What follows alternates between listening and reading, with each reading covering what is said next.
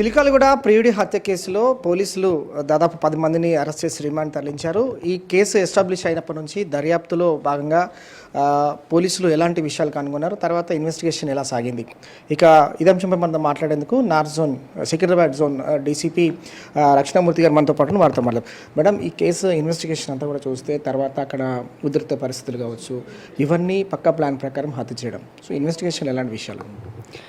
ఇప్పుడు మనకి మే 7th నాడుకి ఈ ఘటన జరిగింది. సో ఇమీడియట్లీ మేము క్రైమ్ కేసు రిజిస్టర్ చేసాము, crime number 231/26. And because of అంటే the issue and also the families involved and all that immediately మేము 5 టీమ్స్ పెట్టి ఎవరెవరు ఇదిలో ఇన్వాల్వ్ ఉన్నారు ఈ మర్డర్ కేసులో వాళ్ళు ఇమీడియట్లీ అరెస్ట్ చేసడానికి మేము మొత్తం ప్రయత్నం చేశాము. ఈరోజు 10 మెంబర్స్ని మేము అరెస్ట్ చూపిస్తున్నాము. ఈ 10 మందిలో 7 మెంబర్స్ అమ్మాయి వాళ్ళ ఫ్యామిలీ మెంబర్సే ఉన్నారు అండ్ 3 మాత్రం కొంత వేరే అబ్బాయిల ఫ్రెండ్స్ ఉన్నారు. సో వాళ్ళది రోల్ కూడా ఇదిలో ఉంది. సో వాళ్ళని కూడా పెట్టాము. మెయిన్లీ ఫ్యామిలీ మెంబర్సే అమ్మాయికి అబ్బాయికి ఉండే రిలేషన్షిప్ వాళ్ళకి ఇష్టం లేక ఈ స్టెప్ తీసుకున్నారండి.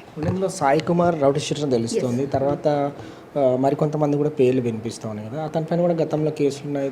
సో అక్కడ చాలా మంది కూడా డిస్టర్బెన్సెస్ ఉన్నాయి వీరి వల్ల అనేది ఒక ఆరోపణ.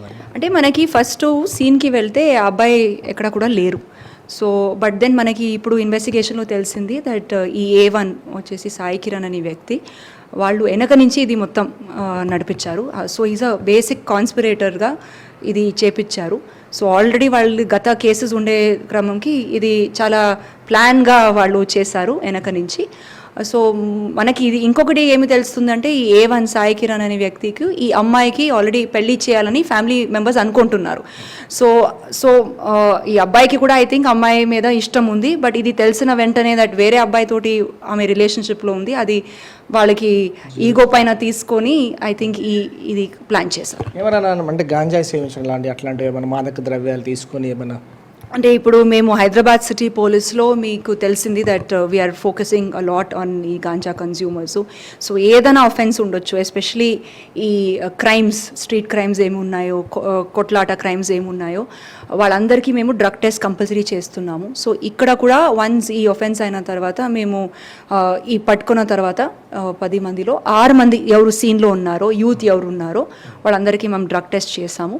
అదిలో 2 పాజిటివ్ కూడా వచ్చిందండి. వీరిని మనం కస్టడీ తీసుకునే అవకాశం ఉంది. ఇప్పటి వరకు 10 మందిని అరెస్ట్ చేశారు, ఇంకా ఇన్వెస్టిగేషన్లో అరెస్ట్లు ఉండబోతాయా? చూడాలి అండి. ఇప్పుడు మనకి మెయిన్గా ఎవరెవరు ఈ మర్డర్ కేసులో ఉన్నారో వాళ్ళని అరెస్ట్ చేశాము. Next stage of investigation is అమ్మాయి దగ్గర మాట్లాడి అబ్బాయి డిసీజ్డ్ వాళ్ళ ఫోన్లో ఏదైనా క్లూస్ దొరికితే అవన్నీ కూడా మేము ఇన్వెస్టిగేషన్ చేస్తాము. సో ఈ ఆడియోస్ కూడా ఇప్పుడు మీరేం అడుగుతున్నారో అది కూడా వెదర్ జెన్యూనా, వెదర్ అవన్నీ కూడా మేము వెరిఫై చేసి ఆ లైన్ ఆఫ్ ఇన్వెస్టిగేషన్లో వెళ్తాము. ఇఫ్ నెసెసరీ వీళ్ళని పోలీస్ కస్టడీ కూడా తీసుకుంటాము.